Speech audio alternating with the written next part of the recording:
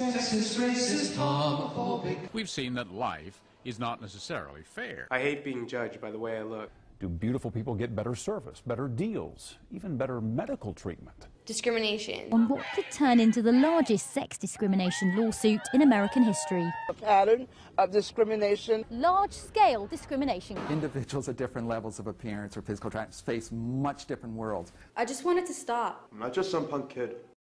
Whether we are conscious of it or not, prejudice pervades our lives and is ingrained in our everyday thoughts and interactions. The roots of prejudice are firmly planted in the individual, in group dynamics, and in the larger society.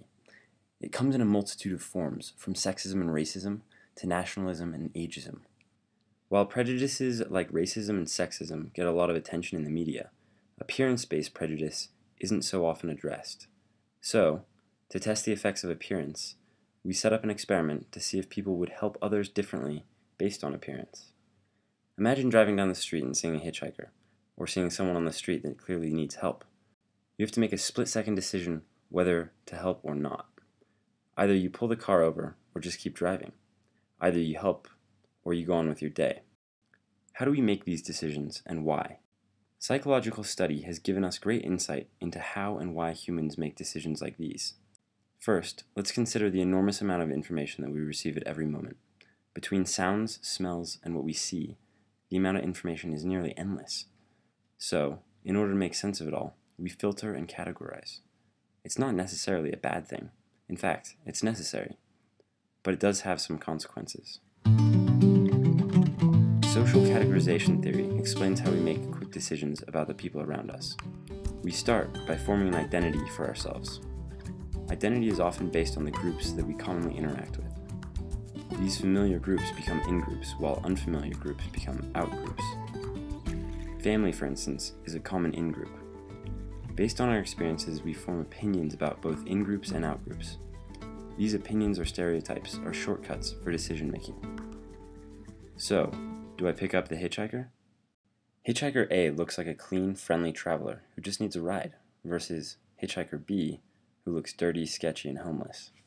For most of us, both our experiences and the media have taught us to trust hitchhiker A, but not hitchhiker B. However, in reality, these are just two people. Your decision was based on how they looked, not who they are, which is completely normal. But now, let's consider how your split-second decision affects each of these people. The theory of self-fulfilling prophecy hypothesizes that an individual's assumptions about another impact the way that he or she interacts with them. The contorted nature of the interaction, which is based on false assumptions, causes the other to behave in a way that validates the original, sometimes false, expectations. For example, when Roxana falsely believes her marriage will fail, her fears of such failure actually cause the marriage to fail. 3 psychologists, Word, Zana, and Cooper, examined this idea of self-fulfilling prophecy by setting up an experiment in which interviews were conducted between white and black actors and white and black participants. In the first stage of the experiment, white participants gave black actors less attention than other white actors. The result was that black applicants performed worse during their interviews. Based on the neglectful treatment that these blacks received, another experiment was done. A group of black and white participants who received this neglectful treatment all performed worse during their interviews and generally had a more negative experience. This demonstrates that treatment, not race, impacts performance. Thus, self-fulfilling prophecy should be considered when we think about prejudice. We dressed Actor 1, a female in business attire, to represent a stereotypically competent professional person, and then redressed the same actor in informal, messy street clothes to represent a hippie. Participants' differing levels of willingness to help were measured by observing how many favors the participant is willing to do for the actor. First, the actors were asked if they could borrow the passerby's cell phone. Hi, can I borrow your cell phone? Hey, can I borrow your cell phone?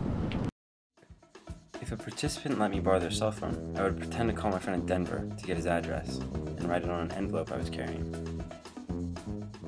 Second, the actor would ask for directions to the post office.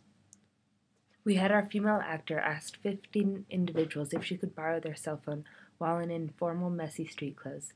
And then we moved down a block on Tejon Street in downtown Colorado Springs, and our female actor asked to borrow the cell phone of another 15 individuals while in business attire.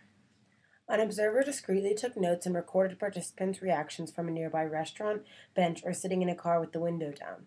So, who would you lend a helping hand? Do you know where the post office is? Is there any way you could give me directions to the post office?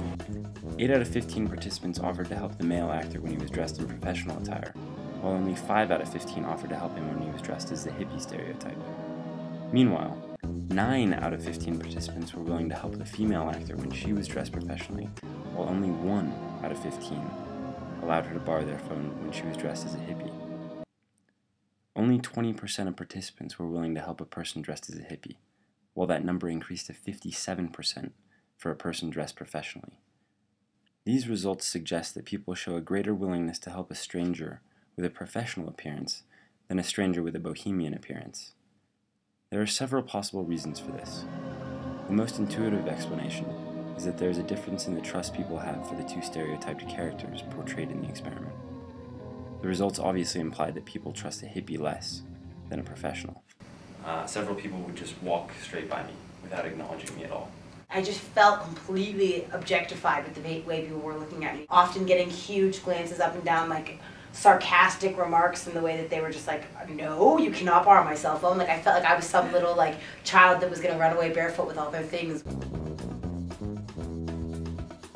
Yeah, the reactions that I got in my business suit outfit were like, vastly different. It was interesting, more people helped me.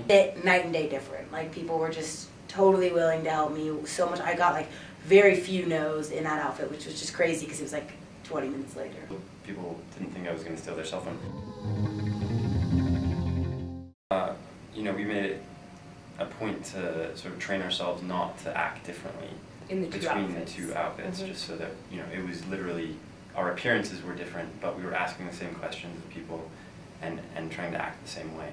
When I wasn't wearing, shoes and people just wouldn't acknowledge me, it definitely made me feel like self-conscious. I'm never wearing shoes, so like I wonder, what that how people judge me even just around here. And to get that many no's and to be treated so disrespectfully, definitely affected me. I definitely got a lot more insecure. Just remember thinking, oh, I wonder what he thinks of me. Whereas normally I would never, I wouldn't think twice of it. We're used to being sort of dressed in a certain way and having certain people around us that treat us in a certain way. And so we sort of become desensitized to how that can affect you. So the question remains, how does this phenomenon affect the hippie, and how does it affect the professional? In this experiment, we observe the first stage of self-fulfilling prophecy, as there is a clear difference in the way participants treated the hippie versus the professional. After the experiment, the hippie experienced a loss of confidence, while the professional felt comfortable asking for help. It is clear that the varying ways in which people are treated affects the way they interact socially, even if it's exactly the same person. If how we look affects how we are treated, which then reinforces what we think of ourselves and how we act towards others, then something as simple as appearance really can affect who we are and the opportunities that we have in life. And if professional versus non-professional appearance has this effect, then it would be ignorant to think that race, gender, and disabilities don't also affect people's opportunities in school, the workplace, and everyday life. The takeaway here is to recognize not only that this phenomenon of self-fulfilling prophecy happens, but that it has a very real influence in all of our lives.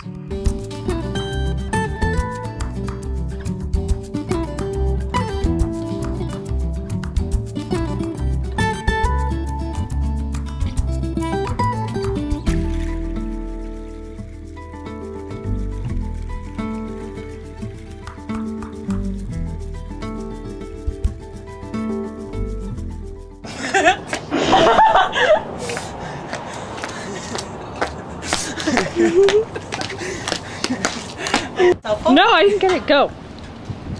Borrow your cell phone? I don't think I got that either. Hi, can I? Damn it. Okay, ready? Go. Cell phone? Nope, didn't get it. Go again. Hi, can I borrow your cell phone?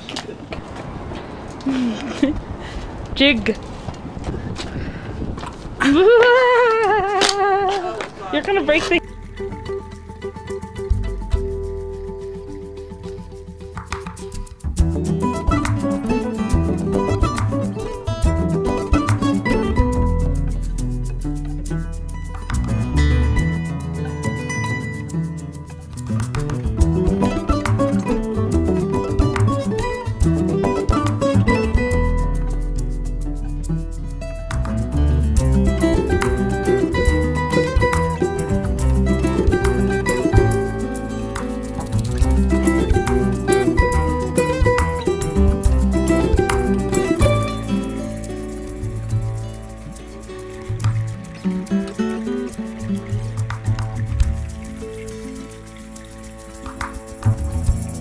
Prejudice.